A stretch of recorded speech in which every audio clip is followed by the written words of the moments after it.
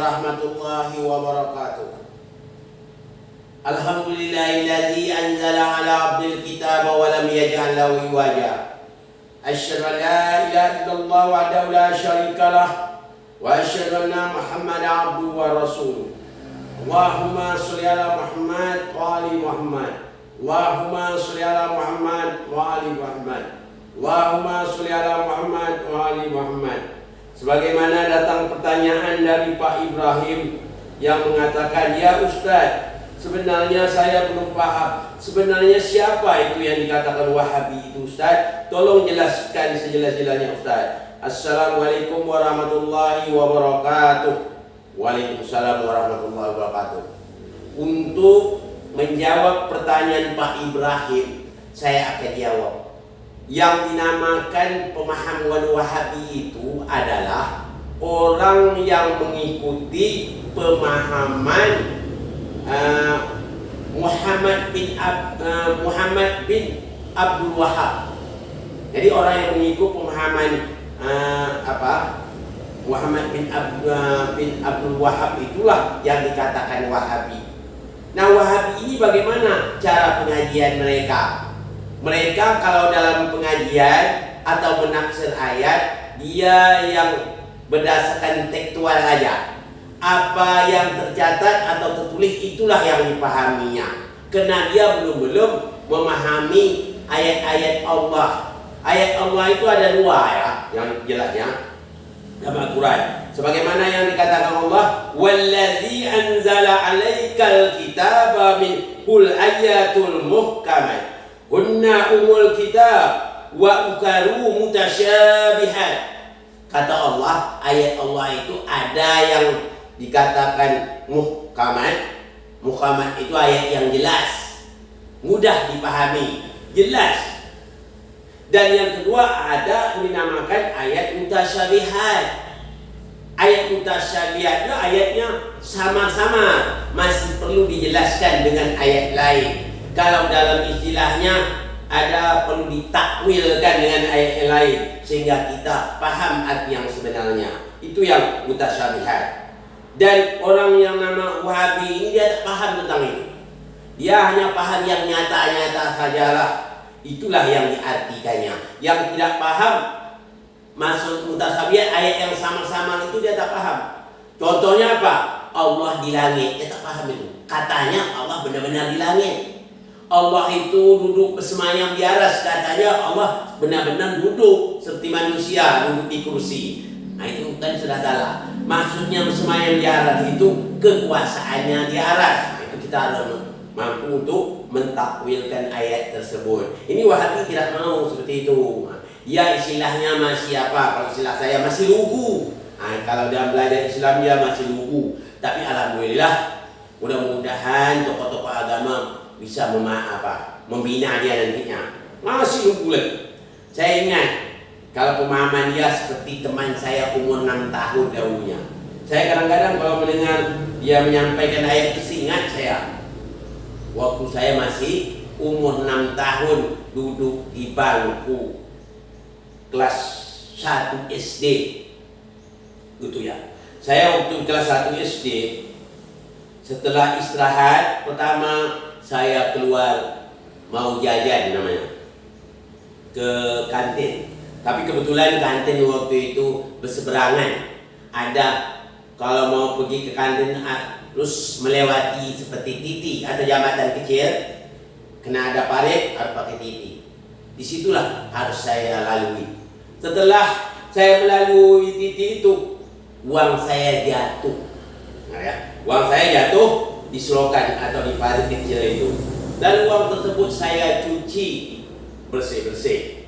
Akhir teman saya waktu itu marah sekali, lalu melaporkan kepada guru sehingga saya dipanggil. Dianggapkan saya merupakan suatu melanggar yang sangat besar kesalahan saya. Boleh jadi katanya saya dikeluarkan dari sekolah. Akhirnya saya dipanggil, dibawa ke kantor. Lalu saya ditanya oleh guru tersebut, "Apa yang pernah kau lakukan?" Kayak saya menjawab dengan tulus, "Maaf Pak, saya tidak sengaja waktu saya mau ke kantin tadi, uang saya jatuh ke selokan atau ke parit kecil ini. Lalu apa? Lalu saya cuci, Pak. Dan teman saya ini mengatakan saya telah melakukan suatu kesalahan yang sangat besar, yang berbahaya sekali, bahkan bisa dipenjara. Begitulah menurut keterangan dari teman saya kecil ini. Akhir guru itu mengatakan kepada teman saya waktu itu, kenapa kamu mengatakan dia melakukan kesalahan besar? Ya Pak, barusan tadi malam saya nonton di televisi bahwa pencucian uang itu merupakan suatu kesalahan besar, bahkan disanksi penjara. Akhir guru itu ketawa menjelaskannya. Nah, yang dimaksudkan pencuci uang itu bukan maksudnya uang itu dicuci. Pencucian uang yang dimaksudkan dalam TV tadi malam merupakan suatu kejahatan. Orang menyamar seolah-olah dia mempunyai kekayaan yang besar, mempunyai dokumen yang jelas, atau surat-surat yang lengkap secara resmi. Ia itu merupakan satu penipuan. Ia ingin mencari kaya, dia membuat suatu kepalsuan seolah-olah dia mempunyai surat yang resmi. Katakanlah dia mempunyai tanah besar, dia mempunyai surat resmi seolah-olahnya. Itulah yang dikatakan pencucian uang, bukan uang yang jatuh itu dicuci. Akhirnya teman saya itu minta maaf dengan saya. Maaf Haider, waktu itu aku tak tahu. Kata saya yang dikatakan mencuci uang itu uang benar-benar dicuci, ditangkap, di penjara itu Haider. Waktu itu saya menjawab, saya tak marah. Kenapa saya tak marah? Karena dia tak tahu. Guru juga tak marah dengan dia karena dia tidak tahu. Ini merupakan suatu pengajaran yang terbaik. Hanya itulah pemahaman Wahabi, karena dia tak tahu. Kita selaku yang tahu masalah agama, kita tak perlu untuk menjelek dia, untuk menyalah dia. Perlu dibina dia.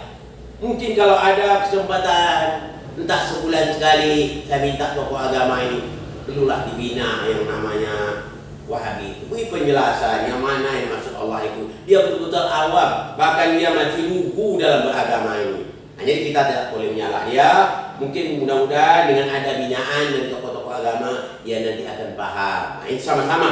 Mari kita sama-sama membina. Mari kita mengharap ridho Allah. Tidak perlu kita saling menyelik orang, saling mengatakan orang sesat. Tidak perlu, yang paling kita sama-sama mengharap ridho Allah. Mari kita sama-sama belajar. Itu maksudnya. Supaya kita semua nanti mendapat rahmat dari Allah, dari dunia dan akhirat. Itu yang saya harapkan. Ini untuk menjawab pertanyaan dari Pak Ibrahim. Sebenarnya Pak Ibrahim, aliran Wahabi ini aliran yang mengikut pemahaman Muhammad bin Abdul Wahab. Ya, mereka yang saya mengatakan dia masih lugu dalam pemahaman Quran ini atau pemahaman agama ini, perlu dibina secara tuntas. Nah, kita bina, bukan dia dibinasakan, dah, dibina dia sebaik-baiknya supaya dia sama-sama juga dapat menemu jalan yang diridhoi oleh Allah Subhanahu wa taala. Jadi untuk Pak Ibrahim, Anda tahu ya, jadi aliran yang Wahabi itu aliran yang mengikut Muhammad bin Abdul Wahab. Ya, jadi mereka ini masih lugu dalam beragama, sama seperti yang saya alami di SD tadi. Yang masih sama dengan apa teman saya di SD nanti. Apa katanya? Katanya yang dikatakan apa?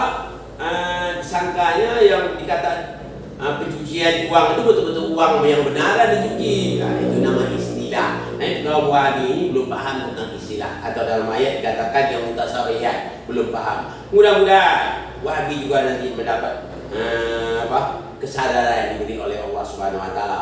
Juga saya mengimbau kepada seluruh tokoh-tokoh masyarakat, binalah dia ke jalan yang Allah ridhoi. Ini saja yang dapat saya sampaikan pada kesempatan ini. Mohon maaf dari segala kekurangan. Wabillahi taufiq wal hidayah. Assalamualaikum warahmatullahi wabarakatuh.